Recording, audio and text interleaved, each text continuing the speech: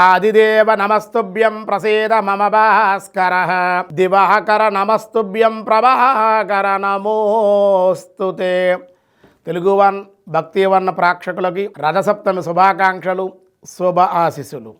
25/1/2026 స్వస్తి శ్రీ చాంద్రమాన విశ్వావసు నామ సంవత్సరం, ఉత్తరాయణం, శశర ఋతువు, మాఘమాసం, శుక్లపక్ష సప్తమి, రథసప్తమి ఆదివారం. సప్తమి రాత్రి 9 గంటల 10 నిమిషాల వరకు, నక్షత్రం మధ్యాహ్నం రేవతి నక్షత్రం 12 గంటల 16 నిమిషాల వరకు, అనంతరం అశ్విని నక్షత్రం ప్రారంభమవుతుంది. వర్జాలు ఈ రోజు లేవు. దుర్ముహూర్తాలు సాయంత్రం 4 గంటల 17 నిమిషాల నుండి 5 గంటల 2 నిమిషాల వరకు కూడా దుర్ముహూర్తాలు. సూర్యోదయం 6:38, సూర్యాస్తమయం 5:47. అమృత గడియలు ఉదయం 9 గంటల 58 నిమిషాల నుండి 11 గంటల 30 నిమిషాల వరకు అమృత గడియలు. రాహుకాలం ఈరోజు సాయంత్రం 4 గంటల 30 నిమిషాల నుండి 6 గంటల వరకు రాహుకాలం. శుభ సమయం ఉదయం 6 గంటల నుండి 7 గంటల వరకు ఉదయ శుభకాలం. మధ్యాహ్నం 3 గంటల నుండి 4 గంటల 10 నిమిషాల వరకు మధ్యాహ్న శుభకాలం. ఈరోజు సిద్ధియోగం ఉదయం 10:55, గరంజి ఉదయం 10:05, వని రాత్రి 9:11 నిమిషాల వరకు. ఈ రోజు మాఘమాసంలో వచ్చేటువంటి శుద్ధ సప్తమి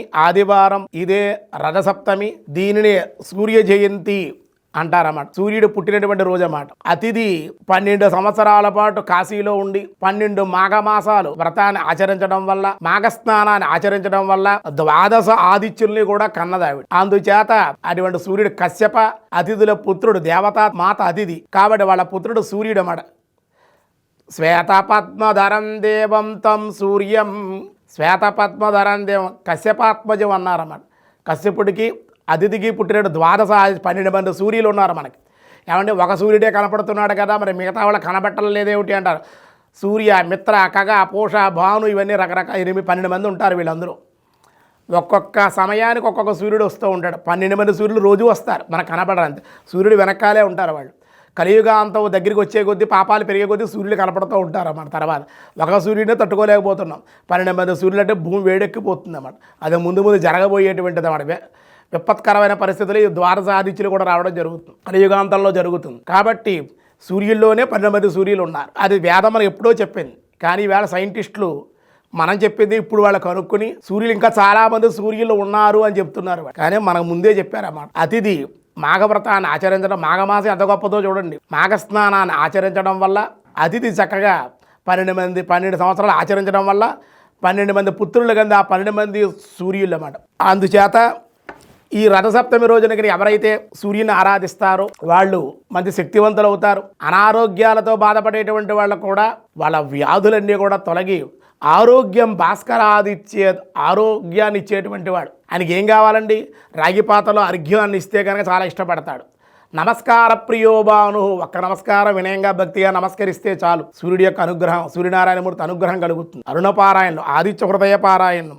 ఒకనొక సమయం రాములు వారే యుద్ధం చేయలేకపోతుంటే రావణాసురుడు అగస్త్యుల వారే వచ్చి ఋషులకే మళ్ళీ శక్తి, భగవంతుడు వాళ్ళ ద్వారా శక్తి పొందుతారు. కాబట్టి అగస్త్యుల వారు చెప్పారు, రామ తతో యుద్ధ పరిశ్రాంతం సమరే చింతయా స్థితం, రావణం జాగ్రత్తో దృష్ట్వా యుద్ధాయ సముపాస్థితం, దైవతేతి సమాగమ్య దృష్టుం అభాగ్యతోరణం, ఉపాగమబ్రవీదాం అగస్త్యో భగవాన్ ఋషి, రామ రామ మహాబాహో శృణుగుహ్య సనాతనం, ఏన సర్వనారీన్వత్స సమరే విజయిష్యసి, ఆదిత్య హృదయం పుణ్యం సర్వశత్రు వినాశనం, జయావహం జపే నిత్య అక్షయం పరమం శుభం.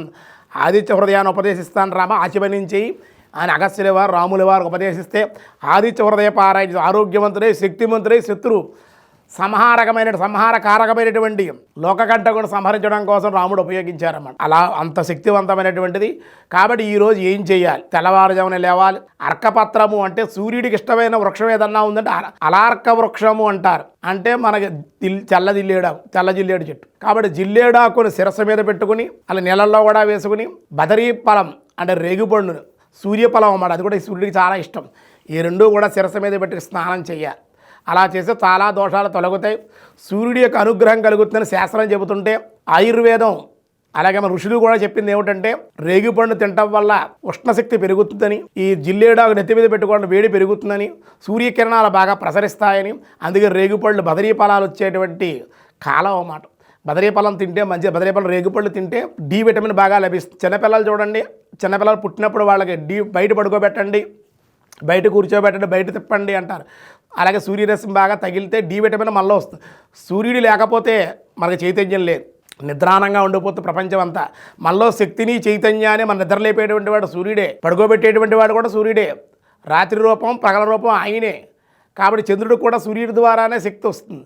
అటువంటి సూర్యుడు తేజోమయుడు. అందుకే సప్తాశ్వరథమారూఢాం 7 రథాలతో కూడుకుని వాయురథాలతో కూడుకుని ఉంటాడు ఆయన. ప్రచండం కశ్యపాత్మజం ప్రచండమైనటువంటి తేజోరూపమైనటువంటి కశ్యపుడికి అతిథి పుత్రుడు. శ్వేత పద్మధరం దేవం తం సూర్యం ప్రణమామ్యహం. శ్వేత పద్మం మీద కూర్చుంటే అది కూడా ఏక చక్రే రథస్య అన్నారు. రథస్య ఏక చక్రే, ఒకే చక్రం ఉంటుంది, 7 గుర్రాలు ఉంటాయి. అటువంటి రథం మీద ఆయన కూర్చుని ఇప్పుడు ఉత్తరాయణ పుణ్యంగా ఉత్తరంగా ప్రయాణం చేస్తాడన్నమాట. అటువంటి సూర్యం ప్రణమామ్యని నమస్కరిస్తున్నానయ్యా అని మనకి ఆవు పిడకలు బయట ఇంట్లో కాకుండా 6 బయట ఆవు పిడకలు పెట్టుకుని నెయ్యి వేసి కర్పూరం వేసి చక్కగా ఆవు పిడకలతో కట్టెలతో కానీ లేదా వీలైతే పిడకలతోటే చక్కగా 3 ఇటుకలు పెట్టుకుని ఆ ఇత్తడి గిన్నెలో పాలు పోసి, ఆవు పాలు పోస్తే మంచిది. ఆవు పాలతోటి బియ్యం వేసి నీళ్లు పోయకుండా చెరుకు గరిటెలు వాడకుండా చెరుకు గడ్డతోటే ఇక్షుగండంతో చెరుకు గడ్డతోటే పాయసాన్ని తిప్పుతూ మీకు వచ్చిన మంత్రం అరుణపారాయణం, ఆదిత్య హృదయం, సూర్య నమస్కారాలు, సూర్య మంత్ర జపం, సూర్య నామస్మరణం చేసుకుంటూ ఆ పాయసం బెల్లం వేసి తయారు చేయాలి.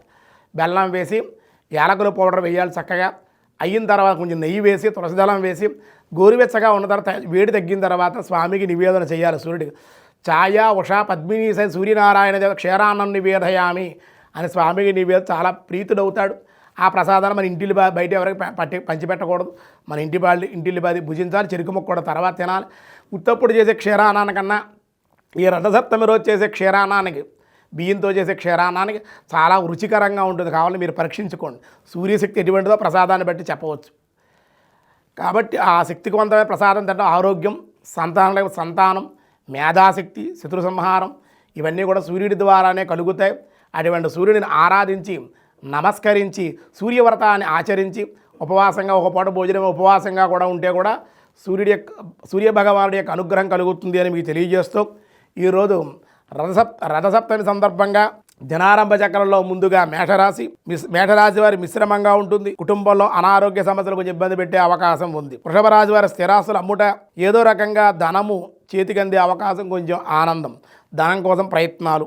మిథున రాశి వారి ధనలాభము, దైవబలంతో కొన్ని ప్రయోజనాలు సాధిస్తారు. ప్రయాణ సౌఖ్యం కూడా ఉంది. కర్కాటక రాశి వారి దేవాలయ దర్శనాలు, కొన్ని సమస్యల నుండి బయటపడుట. సింహరాశి వారు అనుకూలము, ధనవృద్ధి, వ్యాపార లాభాలు, బౌద్ధ దర్శనం. కన్యారాశి వారు అనుకోని ప్రయోజనాలు, అనుకోని ప్రయాణాలు, కుటుంబంలో వాద ప్రతివాదనలో కూడా ఉండే అవకాశాలు కొంచెం జాగ్రత్తగా ఉండాలి. తులారాశి వారికి ఆరోగ్య లాభం, బాకీలు వసూలుగుట, దానివల్ల ఆనందం, దేవాలయ దర్శనాలు చేసే అవకాశం ఉంది. వృశ్చిక రాశి వారి కుటుంబంలో విందులు వినోదాలు పాల్గొనే అవకాశం, ధనలాభం. ధనుసు రాశి వారి దేవాలయ దర్శనాలు, దైవ కార్యక్రమాల్లో పాల్గొనే అవకాశం, ఆనందం. మకర రాశి వారికి అనారోగ్య సమస్యల వల్ల కొంచెం అధిక ఖర్చులు, దేవతా ఆరాధన చేయడం అన్ని విధాలుగా మీకు మేలు కలుగుతుంది. కుంభరాశి వారికి మానసిక విచారం, ధైర్యంతో దైవబలంతో ముందుకు వెళ్ళే అవకాశం ఉంది. మీనరాశి వారి వృత్తి వ్యాపారాల్లో లాభము, వ్యవసాయ మూలికంగా లాభాలు ఉండే అవకాశం ఉంది.